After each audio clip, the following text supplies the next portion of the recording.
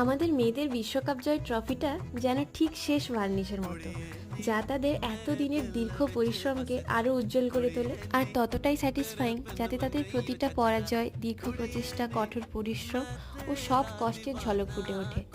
কাল রাত থেকে মনটা এমনি খুব ভালো ছিল, আর সকালে উঠে দেখি ঝকঝকে রোদ উঠেছে। তা দেখে মনটা আরও ভালো হয়ে গেল। আসলে কদিন ধরে বৃষ্টি আর মেঘলা ওয়েদারের জন্য ভার্নিশ করা যাচ্ছিল না, আর এদিকে এতগুলো জিনিসও জমে গেছে।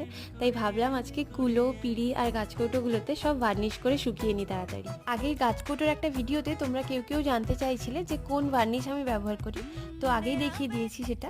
এশিয়ান পেন্টসের ক্লিয়ার সিনথেটিক ভার্নিশ আমি এখানে ব্যবহার করছি। এটা খুব ভালো ফিনিশিং দেয় কাঠের ওপরে, আর কোনো ইয়েলোইশ ভাবও থাকে না। আর ডিসেম্বরের জন্য তোমরা যদি বিয়ের সামগ্রী কিছু নিতে চাও, যেমন কুলো, পিঁড়ি, গাছকৌটো, পানপাতা এসব, তাহলে আমার সাথে তাড়াতাড়ি কন্ট্যাক্ট করে নিতে পারো স্ক্রিনে দেওয়া হোয়াটসঅ্যাপ নাম্বারে। দেখা হচ্ছে পরের ভিডিওতে। টাটা।